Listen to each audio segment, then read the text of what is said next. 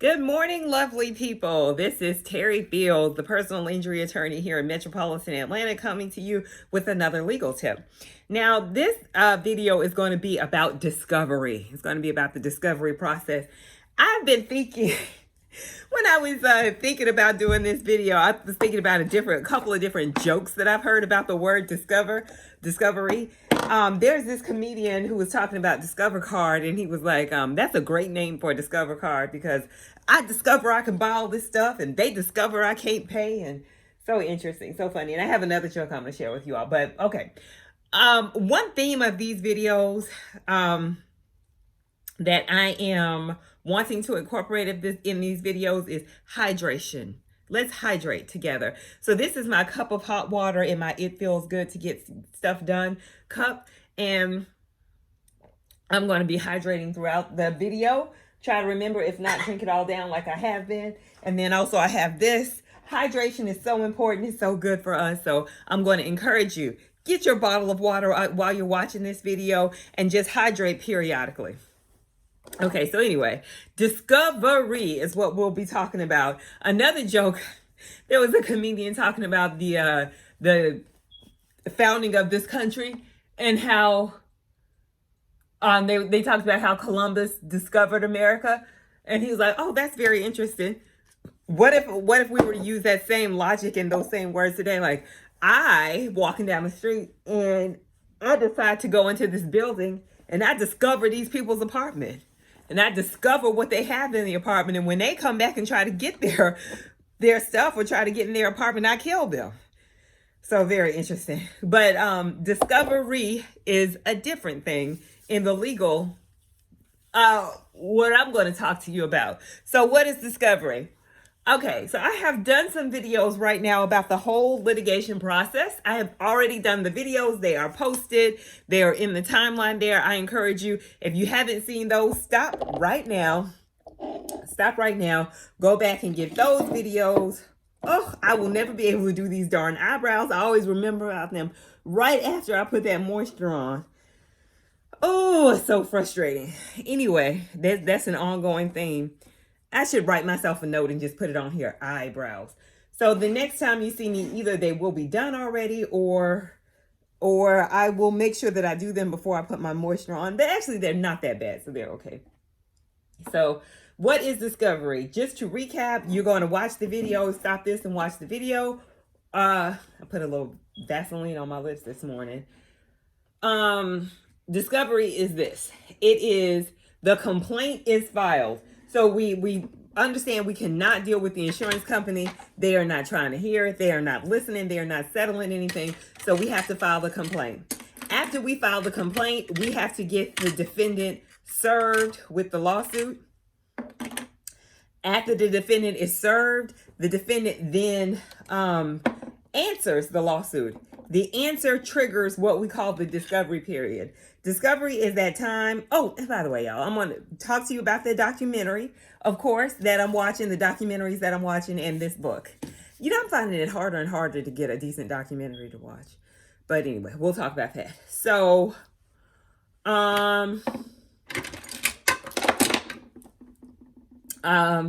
the defendant is served, and service is a whole different thing. I may or may not talk to you about that. You don't have to know about that. Those are like behind the scenes mechanics of the attorney that you don't need to concern yourself with. And also, let me just say this. This is why you hire an attorney. For us to be involved in all this stuff, it takes time. You're on the other end wondering what's going on with your case. You can call us and ask us. We'll let you know. But this is the boring stuff. This is why you hire an attorney. This is why you let us take care of it. And you know, if you're a massage therapist or if you're a teacher, you're a doctor or whatever, you do that. You focus on that. You get us and we handle this part.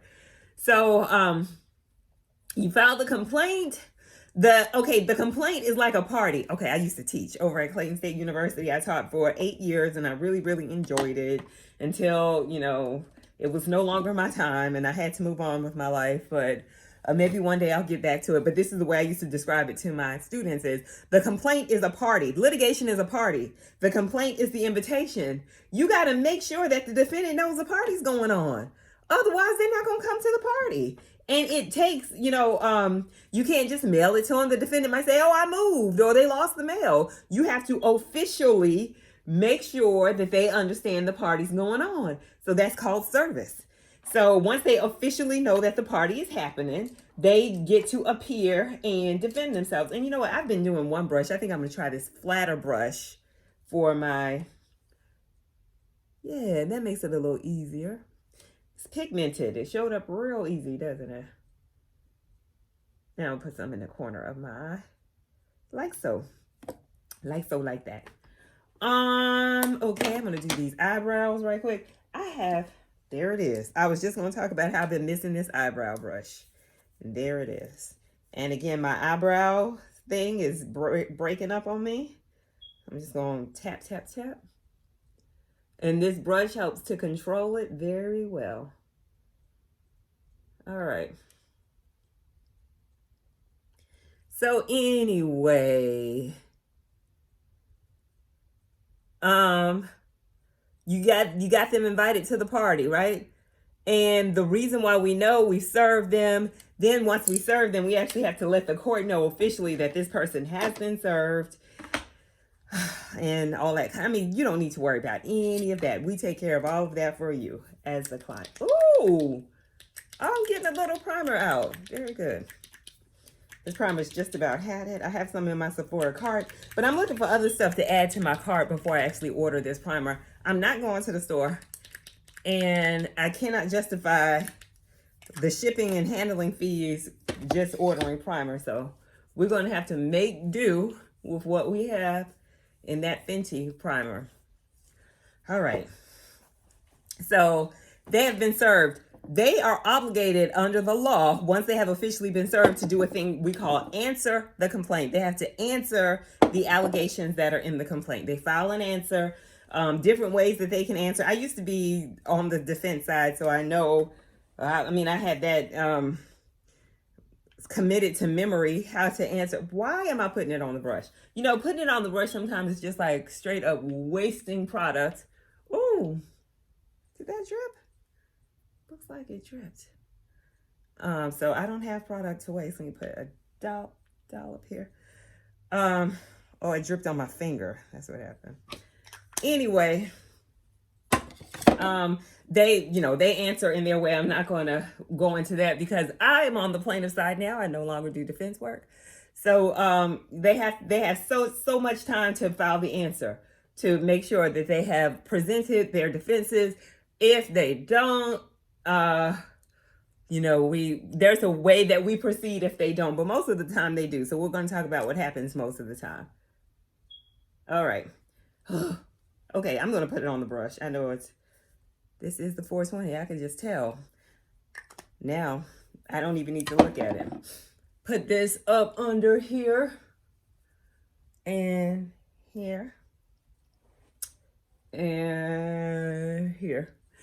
Okay, once they file the answer, that triggers what we call the discovery phase. What is discovery? I told you already in a previous video, discovery is the process by which the parties, the plaintiff and the defendant, exchange information about the case.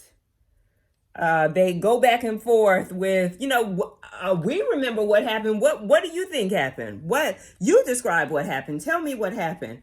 And you as the plaintiff, we represent plaintiffs mostly at my law firm, almost exclusively at my law firm. So as the plaintiff, what are they going to be asking you?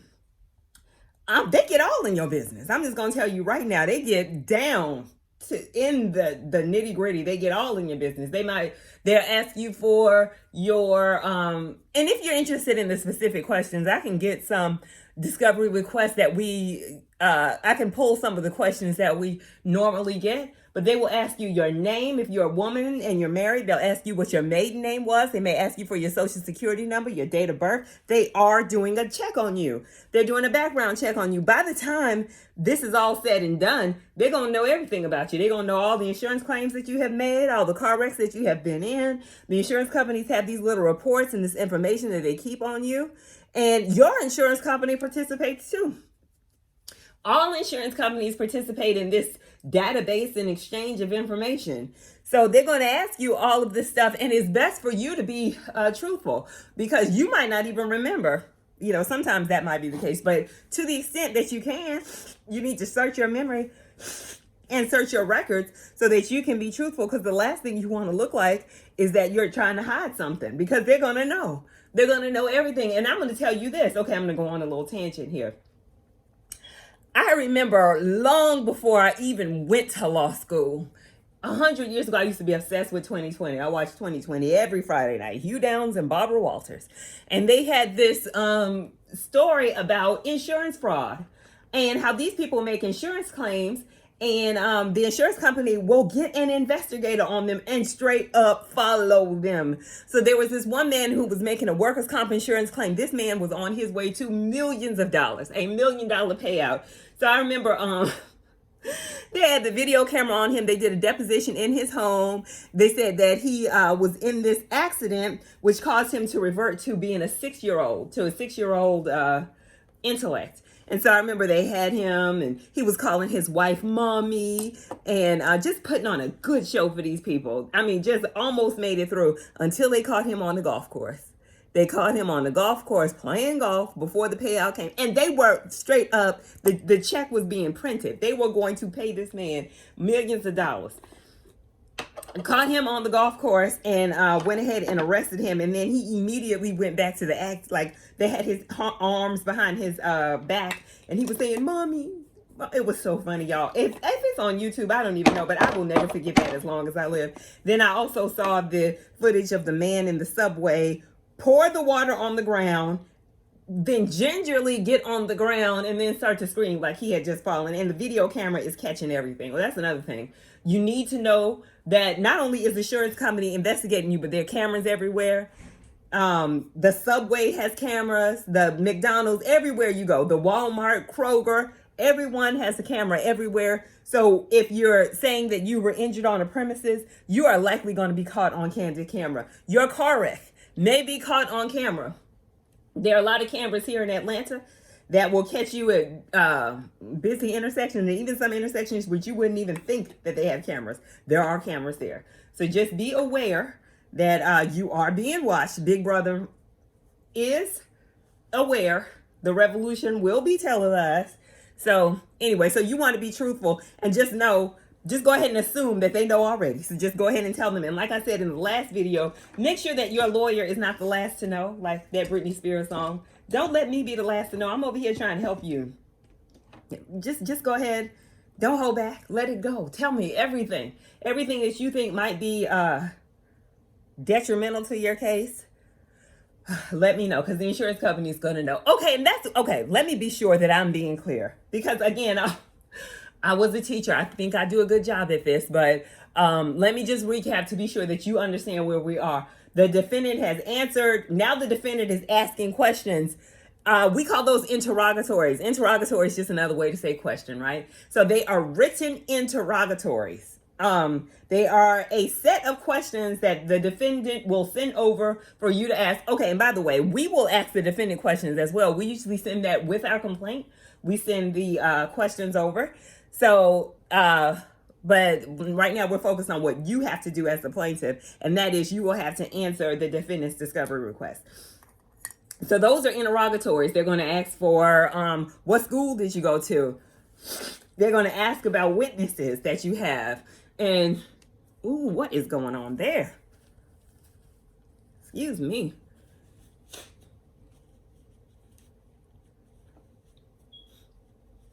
What is going on here?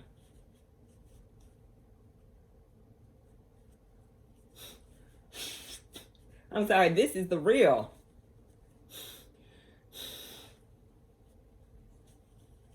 Okay.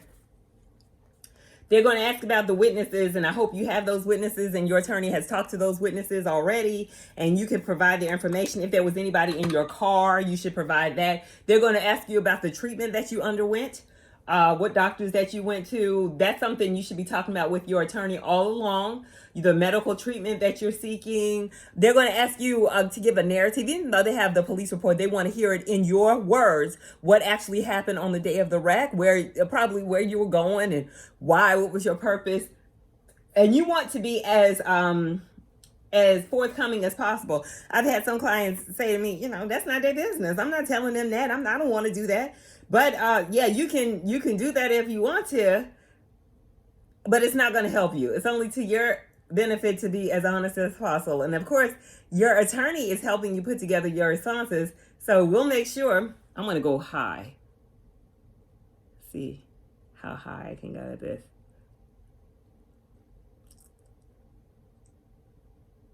It feels so funny to go so high because I have naturally luscious lips. Oh, no. I see if you go all the way down here, though. Part of my goal with these videos is just to do something different every time. I don't want you to tune in and say, oh, she's just doing the same makeup every time. So I think I've done about 12 of these videos now, and I think I've done my makeup completely different every time. So I think I'm succeeding in that, and it's not by design. I don't know. I don't know, people. Y'all let me know what you think. Anyway, so those are interrogatories. And another thing that people are hesitant to provide, but is absolutely necessary for you to provide, is information about your work. Especially if you're saying, I was in this car wreck and it caused me to lose wages. You're going to have to come up with the pay stubs. You're going to have to come up, and if you don't have the pay stubs, and even if you do have the pay stubs, also you need to come up with tax returns for the past 5 years, because if you getting paid under the table, you're not going to be able to. You can kind of think of it as, if you're not paying your taxes and stuff, you can't really claim these lost wages. It's not going to be permissible for you to kind of get rewarded for getting paid under the table. So that's why it's good to, go on and pay your taxes and all of that stuff, and be up above board and file your tax returns and all that stuff, so that if you are injured, you can get compensated. Again, this concealer, you know what? I don't think I'm buying any more concealer. I am not even using this concealer. I put it right there in my face and still don't use it. I have a list of things that I'm supposed to be doing and still don't do it. Lord have mercy on my soul. But anyway, let me do my fan brush. I love this little fan brush. I only use it for this one thing, and that is my powder highlight. So, okay, so that's written interrogatories. Those are questions that are sat down for you in writing. And I can give you specific questions if you're interested in that. Y'all like, comment, share, comment down below if you want me to do that. So, oh no, I'm not even hardly finished. I'm trying to move on. Y'all know what's up. Y'all know what I haven't done. And that's fool with these eyelashes and the eyeliner. Okay, what I'm taking you through now is requests for, we talked about written interrogatories. The other one is, the most common one is called request for production of documents, request for document production. And that is exactly what it sounds like. So in the interrogatories, they're going to be asking you about your tax returns, maybe asking you what your driver's license number is. In the request for document production, they're going to be asking for a copy of your driver's license. They'll be asking for a copy of your tax returns. So it's actually requesting the actual documents. They will ask you for stuff that they know they shouldn't get. They might even ask you for diary entries, any records that you made around the time. And this is my wedding ring that I'm going to wear today. They'll ask about all kind of wild stuff. Your attorney is going to be responsible for helping you understand which ones you have to respond to and which ones you don't, and how to respond. And that's why this is one of the reasons why, especially if you're going into litigation, I highly recommend that you get an attorney to assist you with this.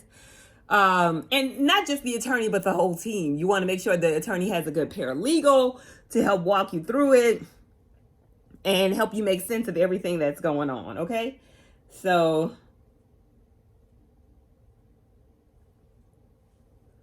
okay. Oh, I don't like the way this lipstick is looking. I'm just going to keep it on my lip line the way that I always do. Okay. So that's the mascara. I know I'm going to need some more. Let me put this up out of my way, the powder. All right. Now, here is the quiet part. I have to be quiet when I do this because I have a little bit I want to tell you about Discovery.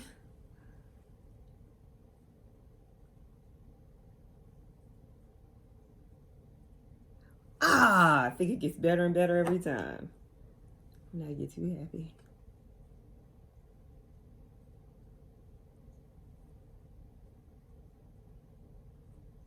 I'm happy with that. Boom, boom, boom goes the dynamite. So I do not have all day for this. Y'all, I'm going to get my makeup down to 5 minutes. We shall see. Though it's already been 20 minutes. It's longer than I think.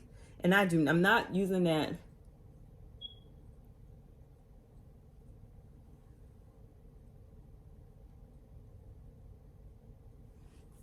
Boom goes the dynamite.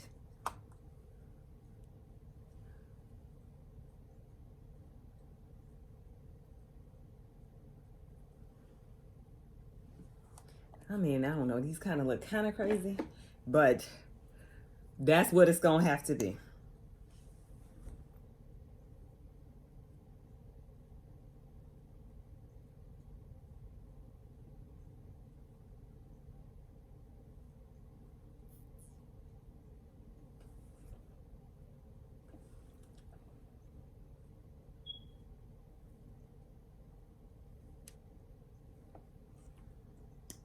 No, you're not supposed to pump the mascara because you're pumping air in there, which dries it out.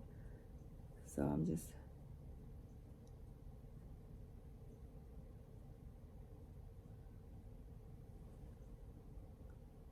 I mean, I feel like this looks kind of crazy and it's kind of high on my eyes.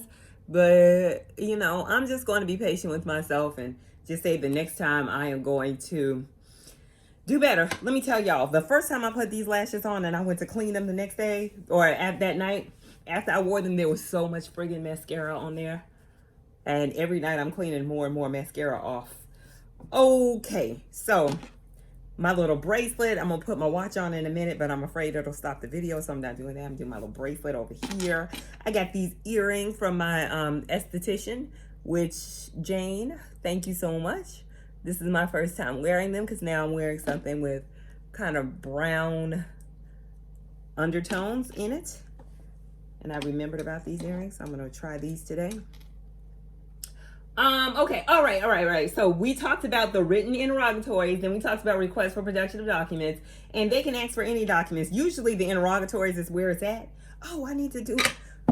Where is my eyeliner? I need to line my eyes. Okay, take a pause. Where'd it go? Over here. All right. It's gonna blame my husband. I was blaming him for everything. You came in here and moved my eyeliner. Okay. All right, so he is not interested in eyeliner. So why would he do that? Okay, and I'm going to go to the middle of the eye like I always do. This is my signature, what I like. I saw somebody had that one time and I really liked the way it looked on her. I don't know how it looks on me. But anyway. Okay. The last thing is requests for, I mean, there are many kinds of different discovery. You can have requests for, what am I trying to say? Okay, let me just leave that alone because it really doesn't matter. Let me just tell you the most common one. Interrogatories, request for document production, and thirdly is request to examine you. Request to examine your body. So let's just say that you are like my old dude that I was telling you about from that 2020. You are claiming that you were really injured. They may request to have a doctor examine you, which you know, you can. Oh, I guess I'm out. Well, I'll go ahead and open my new one. You can submit yourself to your own doctor examination, or but this is usually when the defendant has their own doctor that they want you to examine you, and they will ask the court to order you to submit yourself to that examination. So that's that on the different types of discovery and just understanding. I hope I made it clear. All this is just, and I forgetting to hydrate. I'm gonna get back to that.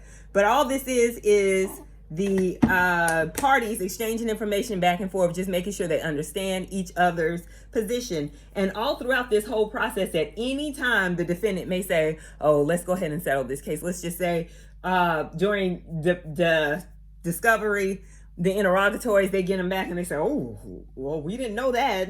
We didn't realize that." And after the examination with the doctor, maybe it's like, "Oh, okay. Now that this information is coming to light, we realize we really need to resolve this case." So it happens. So the case can resolve at any time, at any point. So let me tell you what. Let me spray my hair.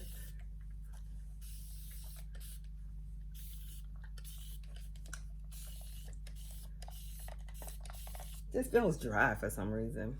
All right, let me clean this.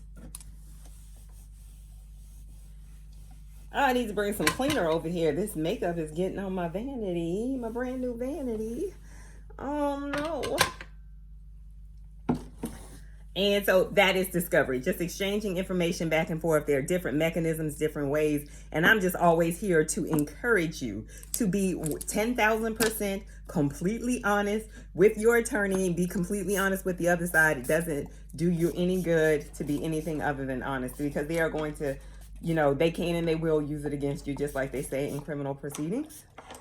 So the insurance company, they just want to preserve as much money as possible, so they don't care about, you know, anything else. So, all right. So the documentary that I'm watching today, which was it?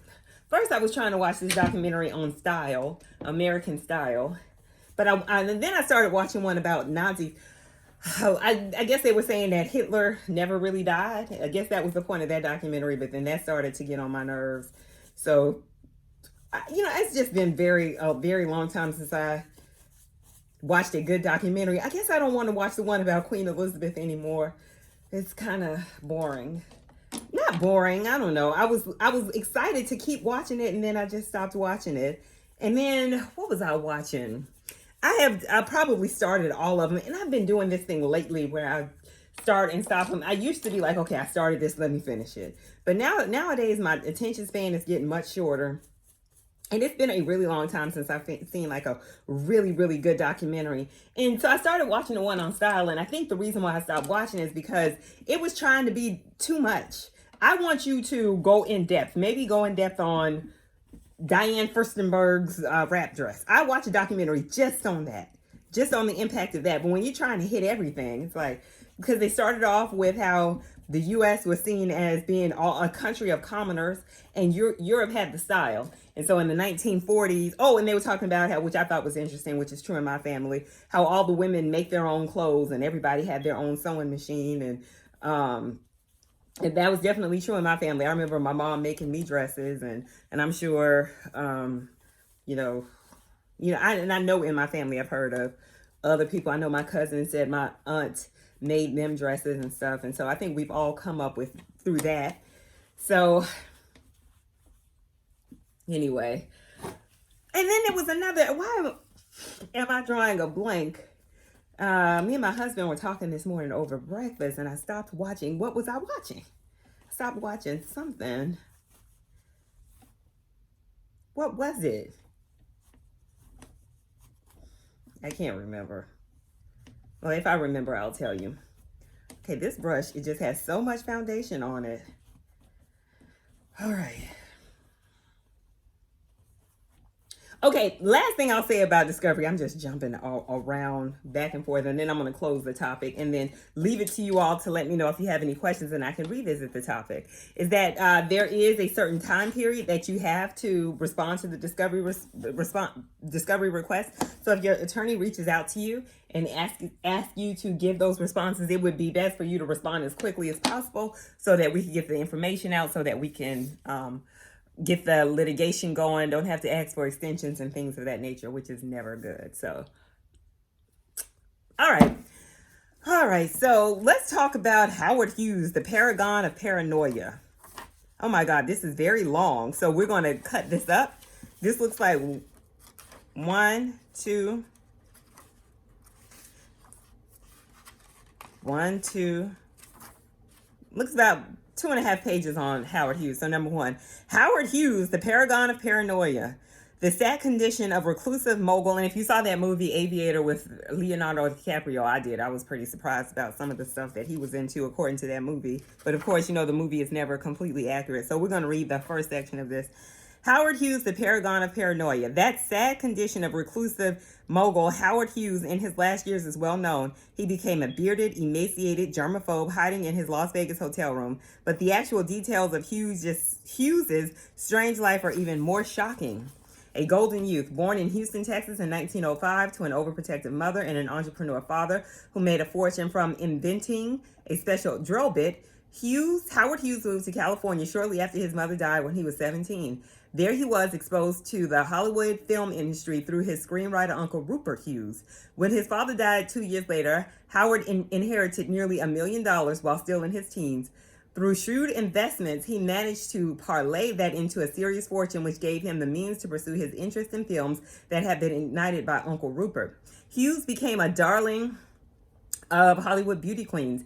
He produced several successful films, including Scarface and Hell's Angels, which cost him nearly $4 million of his own money.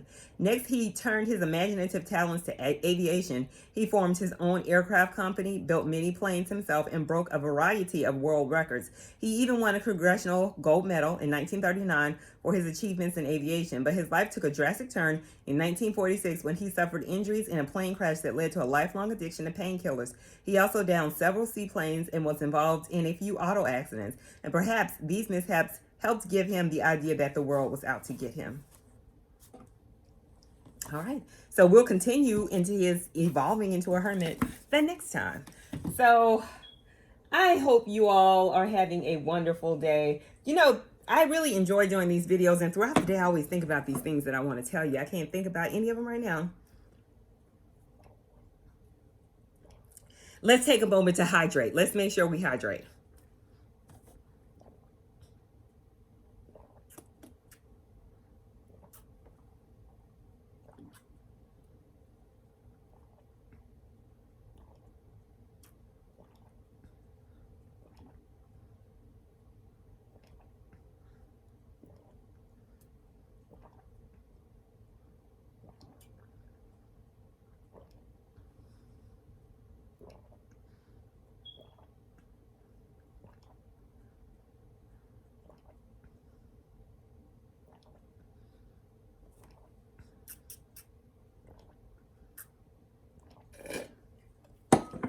Glammatic eyelashes. I really like those.